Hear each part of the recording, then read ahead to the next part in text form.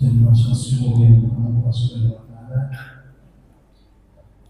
Saudara-saudara dan sahabat kita menjadi puji serta kepada Allah Subhanahu wa taala. Asalkan rahmatnya kami serta nikmatnya terhingga pada kita, terutama nikmat iman Islam, bersehat dan juga nikmat kita masih diberikan perpanjangan. Alhamdulillah, Allah memberikan kemampuan kepada kita untuk bisa di awal hari ini, pagi-pagi ini, melakukan di masjid dan kita melaksanakan sholat subuh berjamaah. Semoga Allah menerima kembali kita semua. Amin ya Allah. Salawat dan salam semoga selalu kepada junjungan kita Nabi Muhammad sallallahu alaihi wasallam, yang pengikutnya, para sahabatnya dan para pengikutnya setia menjalankan sunnah kenabian dari baginda Nabi Muhammad sallallahu alaihi wasallam. Hadirin yang dimuliakan Allah Subhanahu wa taala, alhamdulillah kita pada hari ini bisa kembali hadir di masjid ini untuk melanjutkan kajian kita, kajian sirah nabawiyah. Tapi di sini akan tidak lagi kita akan membahas kesehatan daripada Nabi Muhammad SAW. Itu dalam kitab Syama'il Muhammad, Ustaz. Syama'il Muhammadiyah. Syama'il Muhammadiyah. Syama'il. Semoga dengan kita mengetahui keseharian beliau, kita dapat mengikutinya dan melaksanakan dalam kehidupan kita sehari-hari. Yang kedua, insya Allah pada hari ini juga dalam mohon dari jamaah kita untuk keikhlasannya dan kemudian sekalian bersama-sama mengirimkan doa untuk almarhum Ibu Hajah Musbijah binti Mas Turi Darmokusumo dan Mas Turi Darmokusumo bin Muhammad Qadar dan Ibu Siti Maniyah binti Malik. Jadi insyaallah nanti pada kita selesai kajian ini kita akan bersama-sama doa selama dipimpin oleh Pak Ustaz Susah. Itu sekalian itu sama-sama kita buka acara kita pada pagi hari ini dan sama-sama kita masukkan bersama. Bismillahirrahmanirrahim. Terima kasih. Bismillahirrahmanirrahim. Assalamualaikum warahmatullahi wabarakatuh.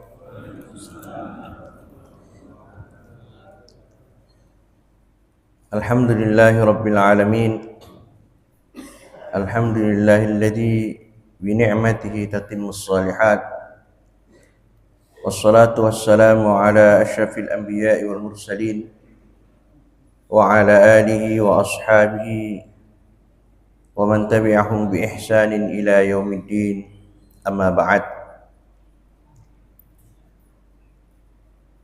Yang saya hormati para sesepuh bini sepuh, para asatidz, hadirin wal hadirat, Bapak Ibu yang dimuliakan Allah Subhanahu wa taala.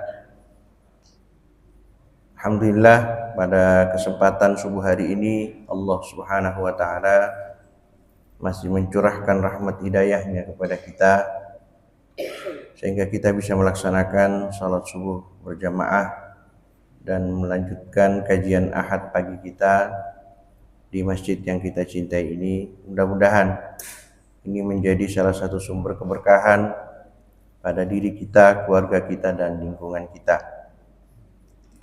Salawat dan salam juga senantiasa kita persembahkan kepada baginda Rasulullah sallallahu alaihi wasallam, Nabi yang Allah utus untuk kita menjadi syafaatul kubra pada saatnya nanti di akhirat bagi umatnya yang selalu beriman kepada Allah dan Rasulnya dan istiqamah dalam menjalankan sunnah-sunnahnya.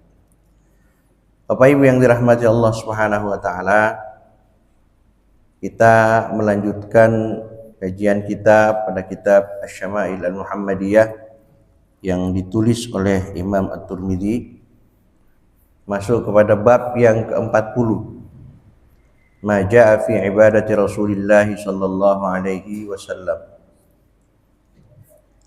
Apa yang datang dari ibadah Rasulullah sallallahu alaihi wasallam. Apa yang bisa kita pelajari dari cara beribadahnya Rasulullah sallallahu alaihi wasallam. Secara bahasa, ibadah berarti ketundukan. Oleh karena itu dalam bahasa Arab, kalau jalan yang menurun itu disebut dengan tariq mu'abbad. Jalan yang menurun. Terus disebut dengan tariq mu'abbad atau tariq muzallal. Jadi jalan yang menurun itu dalam bahasa Arab disebut dengan tariq mu'abbad, yang berarti jalanan yang menurun. Adapun secara syariat, ibadah berarti ketundukan yang penuh kepada Allah Subhanahu wa ta'ala disertai dengan kecintaan dan ketaatan kepadanya. Kita melihat hadis yang ke-261 dari kitab ini. Haddatsana Qutaibah bin Sa'id wa Bishr bin Mu'adz qala haddatsana Abu Awanah an Ziyad bin Ilaqah an al-Mughirah bin Syu'bah qala shalla Rasulullah sallallahu alaihi wasallam hatta intafakhat qadamahu faqila lahu atatakallafu hadha wa qad ghafara Allahu lak ma taqaddama min dhanbika wa ma ta'akhkhar qala afala akunu 'abdan syakura. Dari Mughirah bin Syu'bah, ia berkata, Rasulullah sallallahu alaihi wasallam melaksanakan sholat tahajud hingga kedua telapak kakinya bengkak. Kemudian ada seseorang sahabat yang bertanya kepada beliau, atatakallafu hadza wa qad ghafara Allahu lak ma taqaddama min dhanbika wa ma ta'akhkhar. Mengapa engkau membebani dirimu seperti ini ya Rasulullah, sedangkan Allah Subhanahu wa ta'ala telah mengampuni segala dosamu di masa lalu dan di masa yang akan datang. Maka Rasulullah SAW menjawab, afala akunu abdan syakura. Rasulullah menjawab, tidakkah boleh aku menjadi hamba yang pandai bersyukur atas nikmatnya Allah berikan kepadaku. Ini sejalan dengan perintah Allah atau ayat Allah Subhanahu wa ta'ala tentang bagaimana jaminan Allah terhadap Rasulullah SAW akan pengampunan dosa baik yang telah lalu atau yang akan datang, atau dalam istilah kita maksum. Jadi ustaz maksum itu ustaz yang diampuni dosa-dosanya telah lalu dan akan datang, ada ustaz maksum.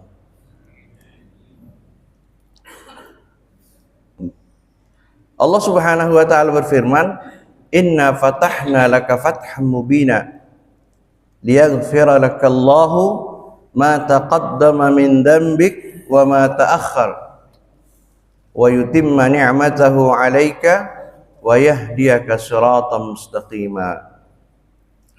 Surah Al-Fath, surah yang ke-48 dari ayat 1 sampai 2. Sungguh kata Allah, kami telah memberikan kepadamu kemenangan yang nyata.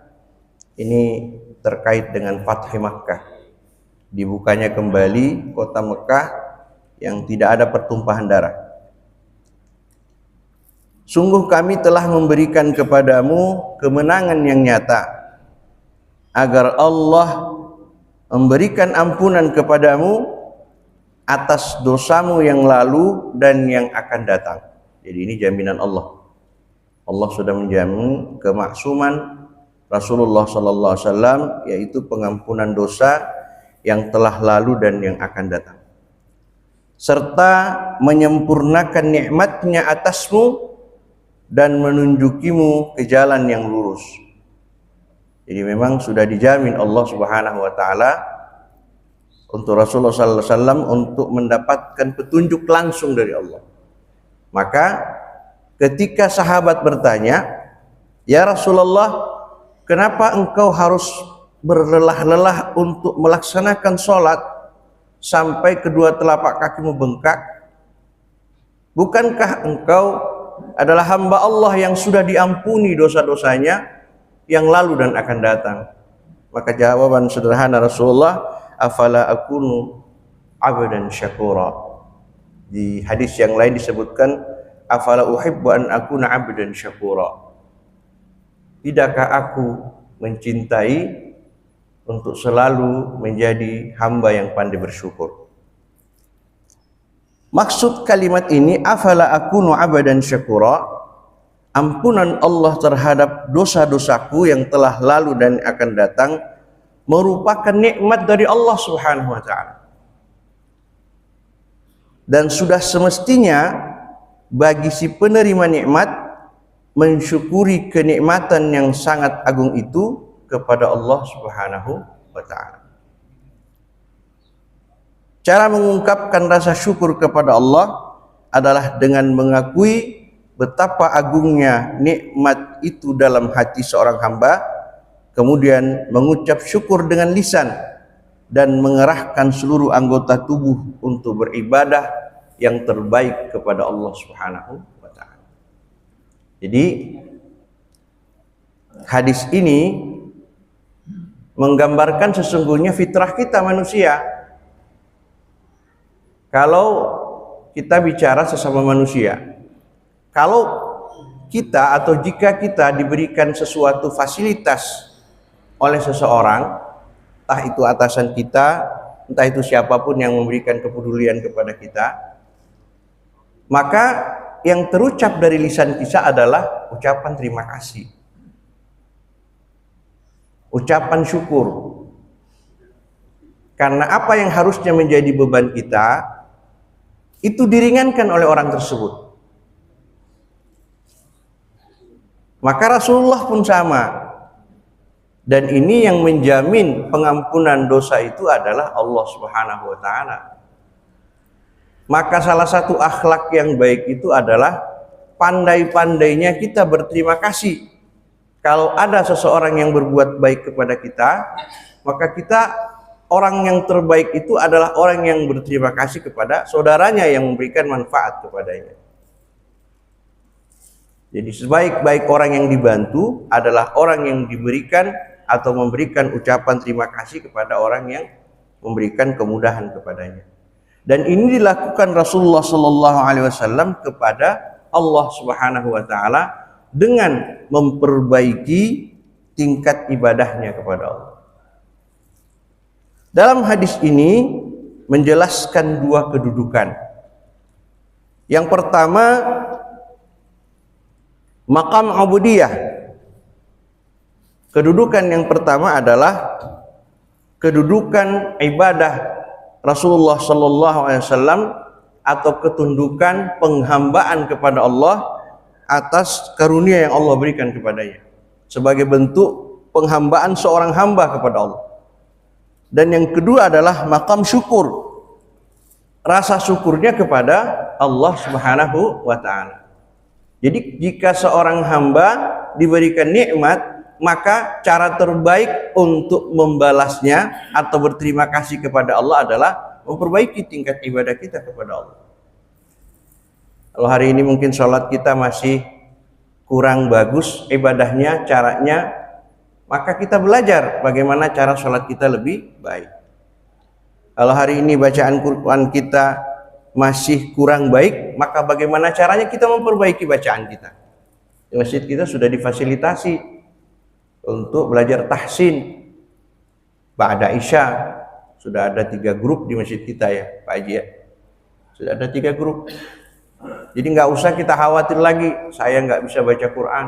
Ibu-ibu juga ada halaqah sendiri Al-Qurannya. Jadi nggak ada alasan lagi bagi jamaah Al-Ikhlas untuk mengatakan saya nggak bisa baca Quran. Udah tinggal datang masjid ke Masjid Al-Ikhlas. Kita nggak usah malu untuk belajar. Karena memang kita selama ini tidak pernah belajar.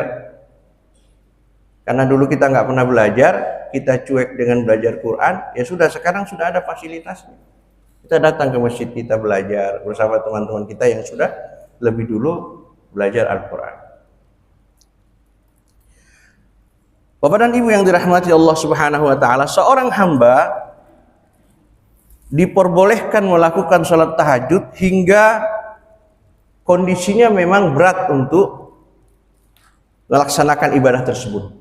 Jadi kita boleh berlama-lama melaksanakan sholat malam selama waktu subuhnya masih lama. Kalau subuhnya sudah tinggal 5 menit, ya jangan sholat surah Al-Baqarah yang dibaca, surah-surah pendek saja supaya kita tetap bisa dapat sholat malamnya. Rasulullah memang bangun di sepertiga malam, sehingga waktunya untuk ibadah jauh lebih banyak dilakukan pada malam tersebut. Karena orang yang tidak terbiasa sholat malam itu biasanya agak berat untuk melaksanakan sholat malam. Jangankan sholat malam, 5 waktu saja, kalau kita memang tidak rajin ibadah, itu akan menjadi sesuatu yang sangat berat. Bapak dan Ibu yang dirahmati Allah Subhanahu wa taala, ada sebuah hadis Rasulullah SAW bersabda, "Khudhu minal amali ma tutiqun, fa innallaha la yamallu hatta tamallu, wa ahabbus salati ila nabi sallallahu alaihi wasallam ma duwima alaihi wa in qallat, wa kana idza shalla salatan dawama alaiha." Lakukanlah amalan yang mampu kalian lakukan. Kalau kita nggak bisa seperti Rasulullah, semampu kita, apa yang kita, bagaimana cara ibadah kita, semampu yang kita lakukan. Karena Allah tidak akan bosan hingga kalian sendirilah yang bosan. Jadi Allah tuh nggak pernah bosan melihat kita beribadah. Kita yang bosan, kayak orang kita berdoa, udah capek berdoa, seminggu berdoa, sebulan berdoa, setahun berdoa, belum dikabul-kabul juga. Perasaan kita kok doa kita nggak dikabul-kabul sama Allah. Padahal janji Rasulullah tidak ada doa yang ditolak. Kenapa? Karena memang Allah nggak pernah bosan untuk mau mendengarkan kita berdoa, kecuali kita sendiri yang bosan. Maka salah satu ajaran Rasulullah, jangan pernah berhenti berdoa, minta terus saja. Kalaupun nggak dikasih saat itu, mungkin bisa diganti dengan hal yang lain yang sepadan atau mungkin jauh lebih baik. Kalau juga nggak dijawab, bisa jadi itu menjadi salah satu ibadah kita kepada Allah yang pahalanya nanti Allah berikan di akhirat.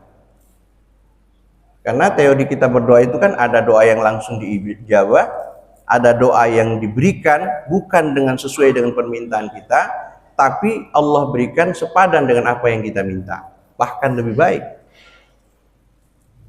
Dan yang ketiga, kalau memang tidak dikabul di dunia, itu menjadi tabungan ibadah kita, tabungan amal kita nanti di akhirat.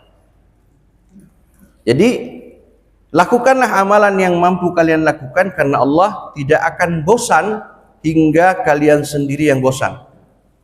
Salat yang paling dicintai Nabi SAW adalah salat yang dijaga kesinambungannya. Jadi salat yang paling dicintai oleh Allah dan Rasulnya adalah salat yang dijaga kesinambungannya, meskipun sedikit. Jika beliau sudah biasa melaksanakan salat sunnah, beliau menjaga kesinambungannya. Salat malam kita belum bisa 8 rakaat atau 9 rakaat misalnya, ya 2 dulu, witirnya 1. Sudah mulai lebih rajin, yang tadinya 2 rakaat baca qul ya ayyuhal kafirun sama qul huwallahu ahad, witirnya baca An-Nas, tapi rutin dilaksanakan setiap hari, itu jauh lebih baik dari yang ngambil misalnya 13 rakaat, dari jam 2 dia sholat sampai jam 4, tapi sebulan sekali. Masih lebih mulia kata Rasulullah, yang sedikit tapi istiqamah, berkesinambungan sholat sunnahnya. Nah itu jauh lebih dicintai oleh Allah Subhanahu wa ta'ala. Dan yang menjadi luar biasa dari apa yang dilakukan Rasulullah SAW, bahwa Rasulullah memang menjadikan salat itu sebagai wahana atau sarana untuk meminta pertolongan kepada Allah Subhanahu wa ta'ala. Beliau bersedih, beliau salat. Beliau menghadapi masalah, beliau salat. Beliau berbahagia, beliau salat. Selalu bersandar kepada salat. Maka Rasulullah mengatakan, wa ju'ilat qurratu aini fis shalah. Dan hal yang menyejukkan hatiku itu adalah ketika aku sholat. Nah sudah sampai di situ nggak kita? Kita sholat, habis sholat tenang perasaan kita. Nah itu namanya qurratu ain. Tapi kalau kita sholat masih gerasa gerusuk setelah sholat, berarti sholat kita belum menjadi qurratu ain. Jadi kalau kita mau melihat sholat kita sudah berefek pada hati kita, lihat setelah sholat, tenang nggak jiwa kita? Kan bisa kita coba misalnya, atau sudah banyak saudara-saudara kita jamaah ikhlas yang mungkin sudah merasakan bagaimana manfaat sholat yang baik. Makanya ketika hari-hari kesibukan kita, itu kan Allah datangkan sholat. Zuhur, asar, maghrib itu kan waktu-waktu sibuk kita, isya. Supaya apa? Masalah yang kita hadapi itu kita tenangkan dengan sholat kita. Kita minta pertolongan kepada Allah. Sholat itulah waktu terdekat kita kepada Allah. Sholat itu adalah tempat yang paling bagus bagi kita untuk mengadu kepada Allah. Makin dekat jidat kita dengan telapak kaki kita pada saat kita sujud, merapatnya kepala kita di tanah pada saat kita sujud, makin dekat kita kepada Allah. Maka mengadulah sebanyak-banyaknya pada saat kita sholat. Makanya ada satu hal yang sebenarnya saat sholat itu harus kita jaga. Apa itu? Tumaknina. Tumaknina itu bukan pada saat kita gerakan-gerakan sholat kita saja, bukan. Tumaknina itu dibutuhkan mulai dari kita sholat, awal kita takbir sampai kita salam. Tumaknina perasaan kita, tumaknina hati kita, tenang hati kita, kita sholat mengadu kepada Allah Subhanahu wa ta'ala. Maka orang-orang soleh, Rasulullah SAW dan orang-orang soleh terdahulu yang ibadahnya baik, sholatnya baik, sholat itu menjadi qurratu ayun, penyejuk hati. Kita capek pulang dari kerjaan, waktu kita mungkin masih muda, masih punya anak-anak kecil, sekarang mungkin cucu ya. Pulang kita dari kerjaan, anak-anak kita masih kecil-kecil datang nyambut, hilang capek kita.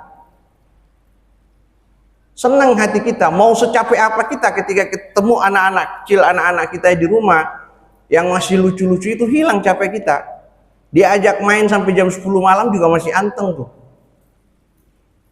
Kenapa? Karena itu qurratu ayun, anak itu penyejuk hati.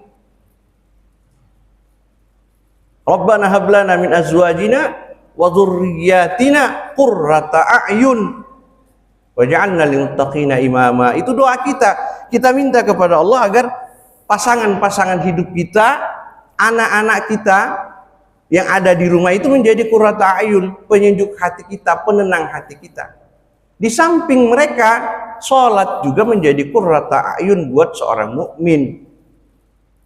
Nah ini yang disampaikan Rasulullah kepada kita, bahwa wa ju'ilat qurratu aini fis shalah. Dijadikan sholat itu menjadi penyejuk hatiku, kata Rasulullah sallallahu alaihi wasallam. Bapak dan Ibu yang dirahmati Allah Subhanahu wa taala, kita lihat hadis selanjutnya dari Abu Hurairah radhiyallahu an.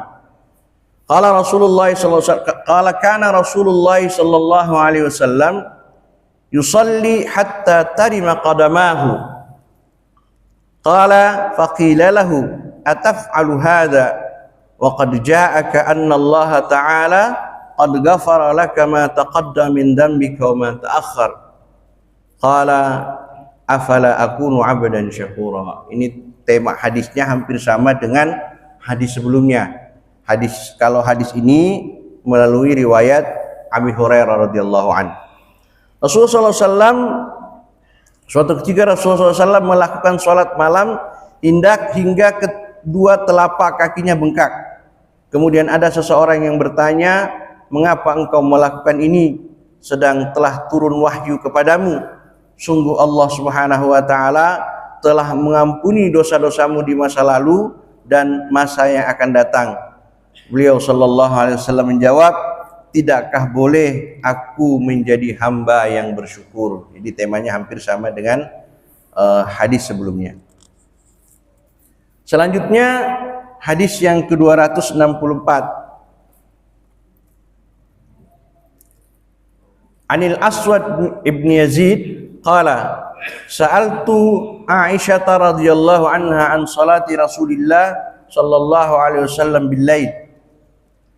Faqalat kana yanamu awwal al-lail thumma yaqum fa idza kana min as-sahar awtar thumma ata firashahu fa idza kana lahu hajatun alamma bi ahlihi fa idza sami'a al-adhan wasab fa in kana junuba afada alaihi minal ma' wa illa tawadda'a wa kharaja ila shalah. Dari Abu Ishaq, dari Abu Aswad bin Yazid, ia berkata, aku bertanya kepada Aisyah radhiyallahu anha tentang bagaimana salat tahajudnya Rasulullah sallallahu alaihi wasallam. Ibunda Aisyah menjawab, beliau Rasulullah sallallahu alaihi wasallam tidur pada permulaan malam kemudian bangun. Nah, ini sudah kita baca hadisnya pada bab-bab sebelumnya bahwa Rasulullah tidurnya di awal malam kalau tidak ada hal-hal yang penting untuk dilaksanakan pada waktu-waktu tersebut. Jadi beliau tidur pada permulaan malam kemudian bangun.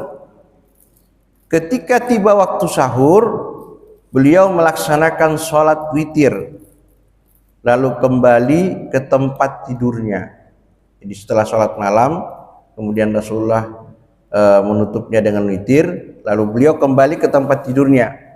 Bila beliau memiliki hajat terhadap istrinya, maka beliau melakukan hajat tersebut, jima maksudnya nih, kebutuhan biologis ya antara suami dan istri. Ketika beliau memiliki kebutuhan biologis terhadap istrinya, maka dia mendatangi istrinya.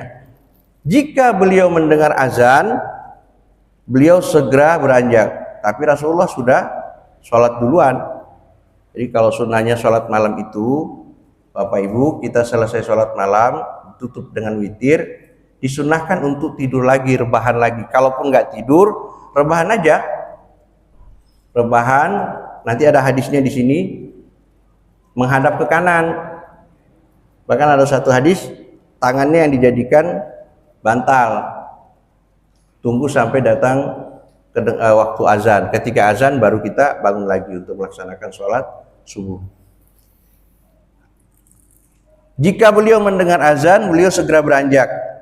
Jika beliau dalam kondisi junub, tadi kan kebutuhan biologis Rasulullah dan istrinya, beliau segera mandi. Namun jika beliau tidak dalam keadaan junub, maka beliau hanya berwudu dan segera keluar untuk menunaikan sholat di masjid. Itu Rasulullah menyikapi waktunya ketika selesai melaksanakan sholat malam. Jadi beliau setelah sholat witir, beliau tidur lagi, rebahan lagi. Lalu ketika azan berkumandang, baru kemudian beliau bangun untuk melaksanakan sholat subuh. Kalau beliau junub, beliau mandi terlebih dahulu. Kalau tidak, beliau langsung berwudu dan berangkat ke masjid untuk melaksanakan ibadah sholat. Bapak Ibu yang dirahmati Allah Subhanahu wa taala. Selanjutnya hadis Rasulullah sallallahu alaihi wasallam, hadis yang ke-265. An Ibnu Abbas annahu akhbarahu an-nabata 'inda Maimunah wa hiya khalatuhu. Qala fattaja'tu fi 'ardil wisada wattaja'a Rasulullah sallallahu alaihi wasallam fi tuliha. Fanama Rasulullah sallallahu alaihi wasallam hatta idza intasafa al-lail aw qablahu biqalil aw ba'dahu biqalil. Fastaiqadha Rasulullah sallallahu alaihi wasallam faja'ala yamsahu an-naum an wajhi thumma qara'a al-'ashr al-ayat al-khawatim min surati Ali Imran. Thumma qama ila shannin mu'allaq fatawadda'a minha fa ahsana al-wudu'. Thumma qama yusalli qala Abdullah ibn Abbas faqumtu ila janbihi fawada'a Rasulullah sallallahu alaihi wasallam yadahu al-yumna ala ra'si thumma akhadha bi udhunil yumna fafatalaha fa shalla rak'atain thumma rak'atain thumma rak'atain thumma rak'atain thumma rak'atain thumma rak'atain qala ma'nun sitta marrat thumma autara thumma taja'. Hadisnya lumayan panjang ini, kita baca terjemahannya. Dari Ibnu Abbas, ia mengabarkan saat masih anak-anak, ya, Ibnu Abbas kan di rumah Rasulullah itu pada usia 10 tahun. Pada usia itu beliau pernah menginap di rumah bibinya, Maimunah, yang merupakan salah satu istri Nabi Shallallahu Alaihi Wasallam. Ia berkata, suatu ketika aku meletakkan kepala di ujung bantal dan Rasulullah SAW meletakkan kepalanya di ujung yang lain. Jadi pakai satu bantal dengan Rasulullah. Jadi kepalanya Rasulullah di ujung yang lain, Ibnu Abbas di ujung yang lain. Di satu bantal beliau tidur bersama Rasulullah Sallallahu Alaihi Wasallam. Kemudian beliau Sallallahu Alaihi Wasallam tidur hingga pertengahan malam, kurang sedikit atau lebih sedikit. Kemudian beliau Sallallahu Alaihi Wasallam bangun dan mengusap wajahnya, lalu membaca 10 ayat terakhir surah Ali Imran. Ini jarang kita lakukan, bahkan mungkin belum pernah kita lakukan. Bangun pagi, diusap wajahnya, kemudian membaca 10 ayat terakhir surah Ali Imran. Surah Ali Imran itu 200 ayat. Nah, 10 ayat terakhirnya itu yang dihafal. Dari inna fi khalqis samawati wal ardi dan seterusnya. Ada 10 ayat itu yang dibaca Rasulullah SAW ketika bangun di tengah malam untuk melaksanakan sholat tahajud. Nah, ini bisa kita coba, bisa kita amalkan ya. Bangun malam sebelum sholat tahajud. Jadi beliau mengusap wajahnya lalu membaca 10 ayat terakhir surah Ali Imran.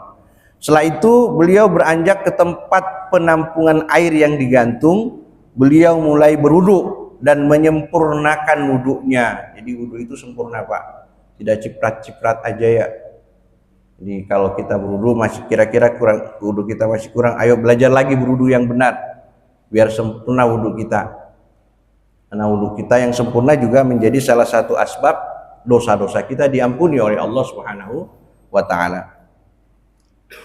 Kemudian selanjutnya beliau melaksanakan sholat tahajud. Ibnu Abbas berkata, aku bangun dan berdiri di samping beliau. Namun kemudian beliau meletakkan tangan kanannya di atas kepalaku, lalu memegang telinga kananku dan menggerakkannya sedikit. Beliau sholat 2 rakaat, terus 2 rakaat, dan seterusnya. Dan selanjutnya 2 rakaat, kemudian Nabi melakukan sholat witir, setelah itu kembali berbaring.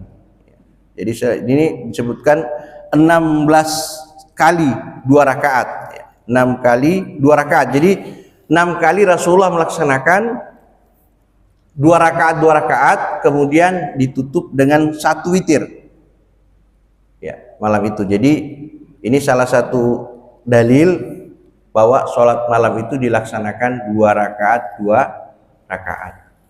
Ditutup 1 dengan witir.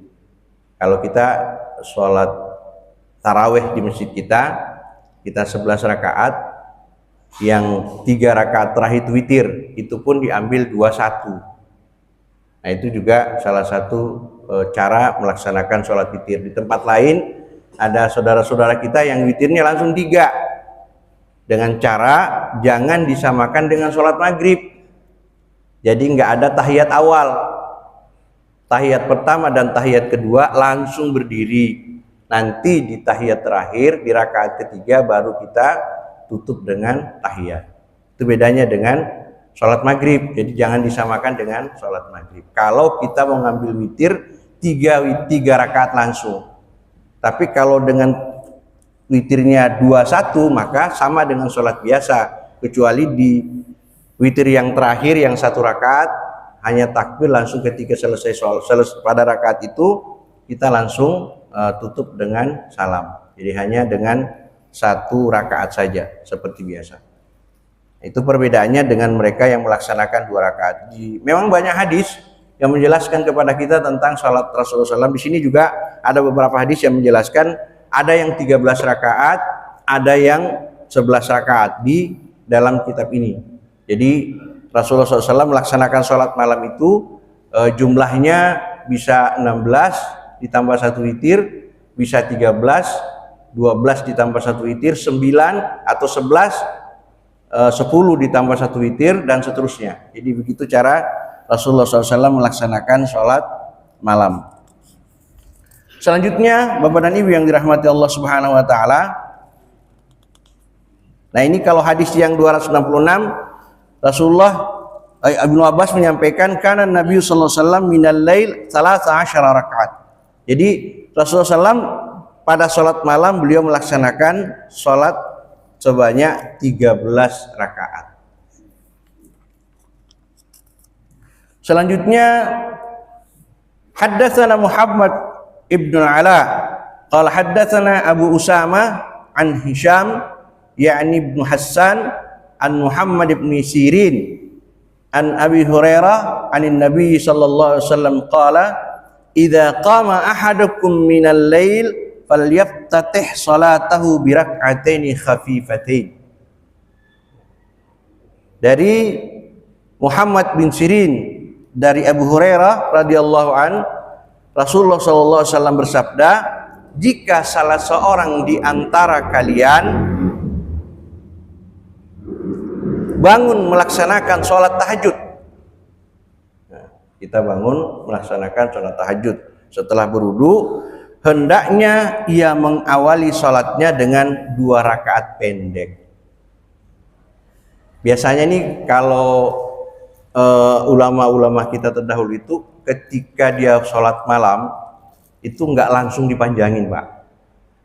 Kalau Bapak biasanya sholat malam bacanya misalnya nggak usah Al-Baqarah deh, baca surah, karena sudah sering baca jadi rakaat pertama bacanya surah Al-Kahfi misalnya. Jangan digaspol dulu, Pak, kayak das atlet itu langsung gaspol. Ambil pemanasan dulu 2 rakaat. Nah biasanya 2 rakaat itu sholat sunnah wudhu. Rakaat pertama diambil setelah Al-Fatihah, Al-Kafirun misalnya. Rakaat kedua setelah Al-Fatihah, Al-Ikhlas. Biasanya kayak gitu-gitulah yang pendek-pendek. Tapi kalau Rasulullah bacaannya pendek, bukan berarti nggak tumanina. Nah, kita mah kalau pendek-pendek beneran. Udah bacaannya pendek, sujudnya kilat, rukutnya silat, i'tidalnya kilat, udah pendek semua itu. Sampai nggak tahu itu sholat apa ayam lagi matuk tuh. Saking cepatnya sholat kita, nggak ada tumakninanya. Rasulullah sholat surat ayat-ayat pendek, iya, sama dengan kita. Rasulullah juga baca, bukan kemudian setiap beliau sholat terus ayatnya panjang, enggak, gempor jamaahnya di belakang kalau begitu. Imam kita ini kalau baca Yasin aja, rakaat pertama Isya aja, bubar tuh jamaah di belakang, Pak. Rasulullah kan juga melihat, kan memang akhlaknya Nabi kan luar biasa. Kalau imam pun beliau masih menunjukkan akhlaknya. Di belakang ada ibu-ibu lagi gendong anak-anaknya nangis-nangis, dipercepat sholatnya. Nah, kita karena ketidaktahuan kita dengan bagaimana fikihnya menjadi imam, begitu ada anak nangis makin dikencengin, bagus nih ngaji saya, orang pada nangis di belakang, anaknya pada nggak keurus. Jadi itu yang dilakukan Rasulullah. Ketika beliau bangun di tengah malam, beliau sholat sunnah 2 rakaat yang ringan dulu sebelum beliau melaksanakan sholat tahajud yang waktunya lebih lama. Itu caranya. Jadi falyaftatih sholatahu birak'ataini khafifatain.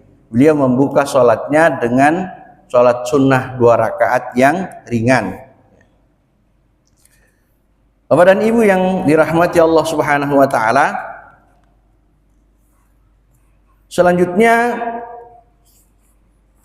nah ini ada satu hadis lagi nih yang cara beliau melaksanakan sholat malam. Nah, saya bacakan terjemahannya saja. Rasulullah SAW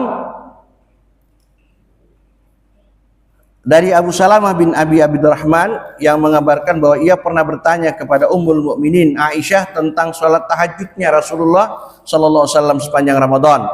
Ia menjawab, Rasulullah SAW baik sepanjang Ramadan maupun di luar Ramadan tidak pernah melaksanakan sholat malam lebih dari 11 rakaat. Nah, ini satu hadis lagi.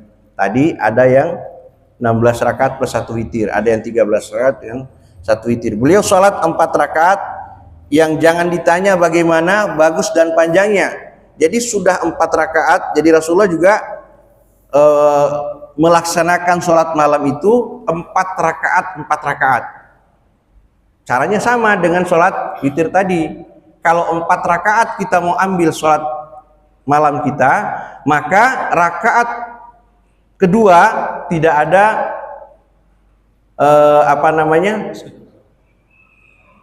tidak ada tasyahud. Iya, tidak ada tasyahud. Jadi rakaat 1, 2, 3 langsung berdiri. Tidak disamakan dengan sholat wajib. Ini nanti lebih dijelaskan nanti oleh guru kita Ustaz Kamil. Jadi tidak ada tahiyat awal. Kalau mau ngambil 4 rakaat 4 rakaat, salamnya tahiyatnya nanti di rakaat keempat saja, ditutup kemudian dengan salam. Nah, ini juga salah satu, tapi ini jarang digunakan lah. Kalau di masjid-masjid kita khususnya di Indonesia rata-rata itu 2 rakaat 2 rakaat. Jadi boleh melaksanakan sholat malam itu, tahajud itu langsung 4 rakaat dengan 1 salam, dengan 1 catatan, tidak ada tahiyat awal. Tahiyatnya hanya di rakaat terakhir, rakaat keempat. Kemudian 4 rakaat yang jangan ditanya bagaimana bagus dan panjangnya. Jadi sudah panjang, bagus pula sholatnya gitu loh. Kita udah pendek, nah sholatnya gimana tuh ya? Mudah-mudahan tetap baik ya. Walaupun pendek tapi tumakninah kita juga terjaga. Lalu diakhiri dengan 3 rakaat. Jadi ini hadisnya menjelaskan witirnya Nabi itu 3 rakaat langsung, enggak 21 yang disebutkan pada hadis-hadis sebelumnya. Aku bertanya kepada beliau, wahai Rasulullah, apakah engkau tidur sebelum melaksanakan witir? Nah, ini ditanya sama Rasulullah. Apakah ditanya oleh sahabat, apakah Rasulullah tidur sebelum melaksanakan witir? Beliau menjawab, wahai Aisyah, sungguh mataku tertidur namun hatiku tidak. Ya. Jadi kalau Nabi matanya tidur, hatinya enggak. Kalau kita matanya tidur, hatinya lelap. Jadi inilah kita ya. Makanya banyak-banyak istighfar lah kita, karena kita emang ya banyak lalainya sih. Jangankan tidur, kita sadar aja hati kita masih tidur, Pak. Kenapa hati kita masih tidur? Azan aja berkumandang masih cuek aja kita. Nggak peduli sama azan, nggak peduli sama sholat jamaah. Udah, itu artinya hati kita tidur. Kalau bilang mati sadis banget gitu. Masih tidur hati kita. Makanya sering-seringlah datang ke pengajian, sering-seringlah berkumpul dengan orang-orang yang sudah rajin ke masjid, sering-seringlah berkumpul orang-orang yang sering datang ke majelis ta'lim. Atau kalau mungkin kita sibuk ya sering-seringlah baca buku di kantor. Sekarang juga medianya kan udah banyak sih, nggak susah untuk belajar lah. Sambil nyetel YouTube, cari tuh ceramahnya siapa, misalnya ustaz-ustaz kita sekarang banyak lah. Kalau Ustaz Ali Kelas kan belum tersohor tuh. Ya carilah yang tersohor, yang ringkas-ringkas. Yang penting ada penyamaan buat kita agar hati kita ini hidup, hati kita ini bangun. Bapak dan Ibu yang dirahmati Allah Subhanahu wa taala. Yang terakhir, ini sudah mau syuruk ya. Kita ambil hadisnya yang ini aja. Hadis yang 267 An Ismail ibn Muslim al-Abdi an Abi Mutawakkil an Aisyah qalat qama Rasulullah sallallahu alaihi wasallam bi ayatin minal Qur'an lailah. Ini ringkas nih. Dari Aisyah radhiyallahu anha berkata, Rasulullah SAW melakukan sholat malam dengan membaca satu ayat Al-Quran dalam semalam penuh. Jadi pernah Rasulullah bangunnya agak kesiangan. Jadi beliau hanya membaca satu ayat dari Al-Quranul Karim. Kan boleh kan? Nah, cuma kadang-kadang kita karena sudah hadisnya begitu, ya udah Pak, Allahu Akbar. Selesai Al-Fatihah, Alif Lam Mim, Allahu Akbar. Satu ayat nggak salah, betul Pak. Cuma pelit banget kita sholatnya kalau segitu aja. Allahu Akbar, inna a'tainakal kautsar. Allahu Akbar, satu rakaat tuh. Bangun lagi, fasholli lirabbika wanhar. Allahu Akbar. Ayat ketiganya, inna syani'aka huwal abtar. Allahu Akbar. Ya nggak salah, benar. Nggak salah, benar, nggak apa-apa. Cuma pelit banget kita sholatnya gitu loh. Ya, jadi tapi boleh, bukan nggak boleh. Ini kalau waktunya memang sudah tidak sudah tidak mencukupi untuk bisa sholat dengan ayat-ayat yang panjang.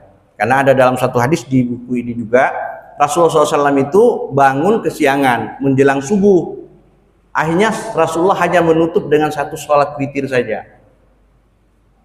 Beliau bangun, selesai wudhu, beliau witir satu rakaat, gak lama azan.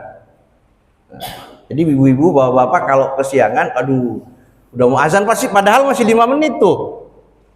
Masih 5 menit azan, udah sholat witir aja, tutup dengan witir satu. Kalau masih bisa 2 rakaat, ambil 2 rakaat tahajud. Kalau sudah ambil witir, bisa. Tapi kalau enggak, tutup aja dengan witir 1 rakaat. Itu beberapa hadis yang menyampaikan itu di dalam kitab ini. Mungkin ini saja Bapak Ibu yang dirahmati Allah.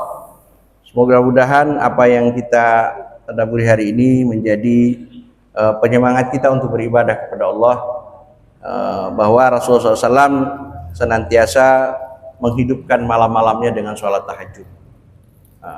Nanti juga kita akan temukan beberapa hadis bagaimana seandainya Rasulullah tidak melaksanakan tahajud di malam hari, apa yang beliau lakukan. Tapi nanti kita akan sampaikan itu pada hadis-hadis yang akan datang. Terima kasih, mohon maaf bila ada kekurangan.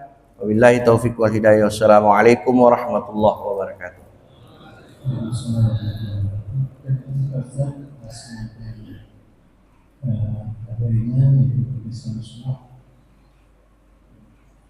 Melaksanakan sholat malam, sholat tahajud.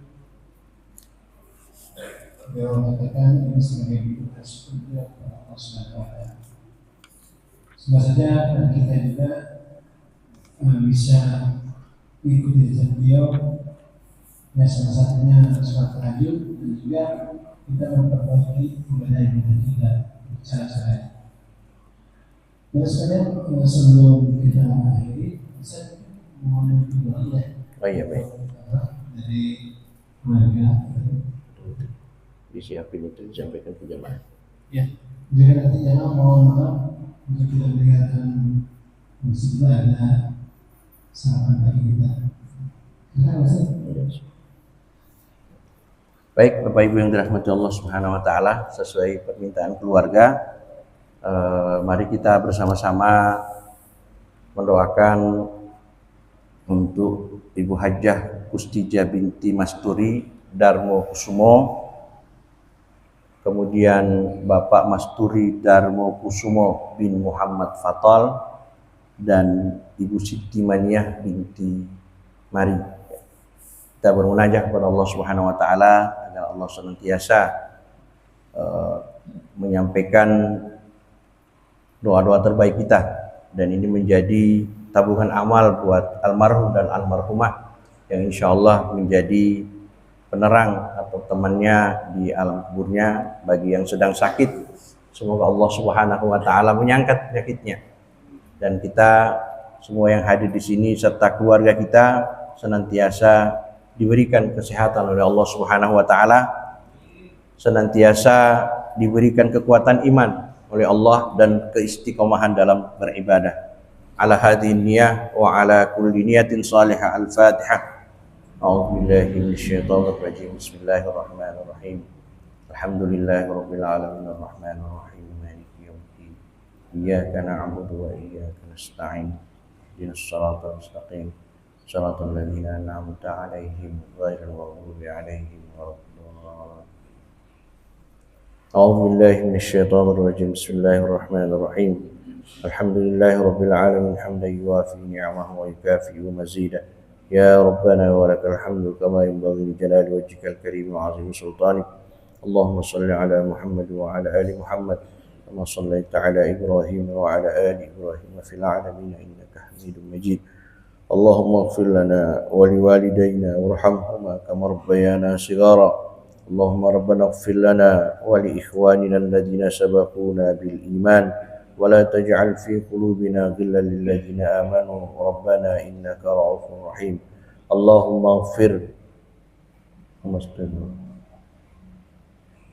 اغفر لهم وارحمهم وعافهم واعف عنهم ووسع مدخلهم وأكرم نزلهم وأغسلهم بالماء والثلج والبرد ونقي الخطايا كما نقيت ثوب الأبيض والدنس وبدله دارا خيرا من داره وأهلا خيرا من أهله وزوجا خيرا من زوجه وأدخلهم الجنة وعيدهم من عذاب القبر ومن عذاب النار. اللهم لا تحرمنا أجرهم ولا تفتنا بعدهم. اللهم اغفر لنا ولهم.